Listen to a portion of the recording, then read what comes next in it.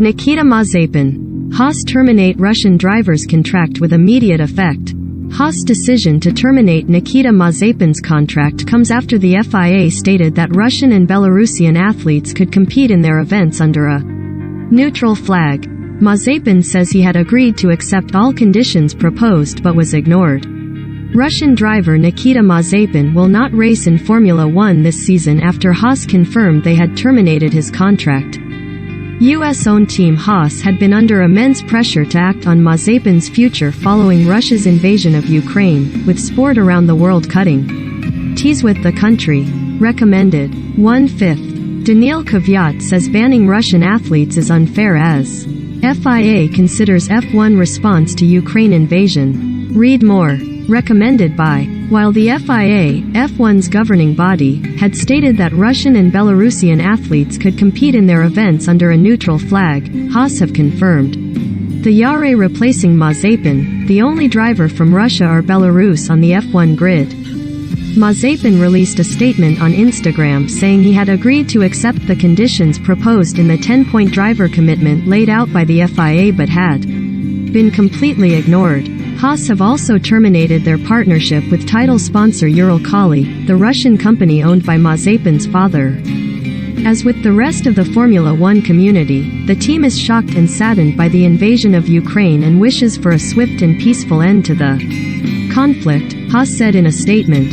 Haas have previously indicated that test driver Pietro Fittipaldi would be first option to replace Mazepin. Fittipaldi, 25 and the grandson of Brazilian F1 world champion Emerson, has filled in for Haas before, driving in place of Romain Grosjean for 2 races at the end of Mazepin. I had accepted all conditions to compete. In a statement on social media, Mazepin said, "Dear fans and followers, I am very disappointed to hear that my F1 contract has been terminated. While I understand the difficulties, the ruling from FIA plus my ongoing willingness to accept the conditions proposed in order to continue were completely ignored and no process was followed in this unilateral step. To those who have tried to understand, my eternal thanks. I have treasured my time in F1 and genuinely hope we can all be together in better times. I will have more to say in the coming days." Nikita. Who could replace Mazepin at Haas? Pietro Fittipaldi. Haas have previously indicated that test driver Pietro Fittipaldi would be first option to replace Mazepin. Fittipaldi is the most likely solution for Haas. He's driven for them before, replacing Romain Grosjean for 2 races after his crash at the end of 2020, and is their official reserve driver, a role which exists in case a team needs someone to fill in for one of their main stars. He wouldn't exactly be the most exciting long-term candidate though. While Pietro, grandson of former world champion Emerson, shown as a junior, his single-seater results haven't been great since breaking both legs in a WEC crash in 2018, and he is now 25 years old. Oscar Piestri. If Haas are looking for the most talented youngster not on the F1 grid, they can surely look no further than Piestri.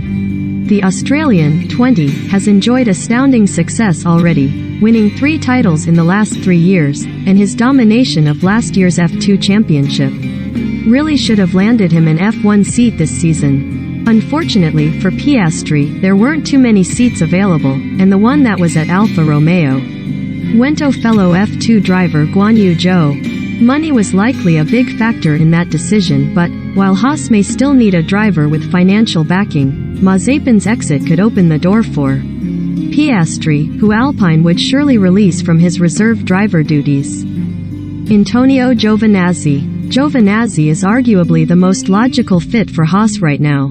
The Italian was rather unlucky to lose his F1 seat this year after 3 years of steady improvement at Alfa Romeo, where he was more than a match for former world champion Kimi Räikkönen. Giovannazzi is also Ferrari-backed, would be a great measuring stick for Mick Schumacher, and at 28 is entering his prime years. Giovannazzi does have a Formula E drive this season, but he was desperate to remain in F1 and so would surely jump at the opportunity to return. Callum Ilott. On paper, Ilott ticks a lot of boxes. He's a decent mix of youth and experience, 23 years old but with F2 success and F1 reserve and practice duties under his belt is part of the Ferrari Driver Academy, and has proved before that he can go toe-to-toe with Mick Schumacher.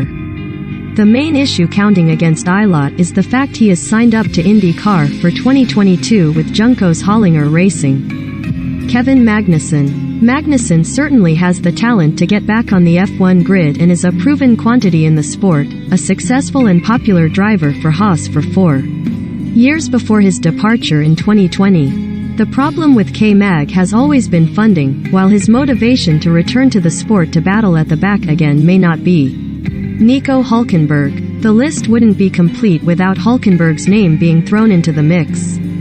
Ever since leaving F1 in 2019, Hülkenberg has been linked with countless drives, his reputation aided by his stellar point-scoring efforts in 2020 when filling in for Sergio Perez and Lance Stroll at Racing Point. Hülkenberg has plenty of experience, 179 Grand Prix to be exact, and pace.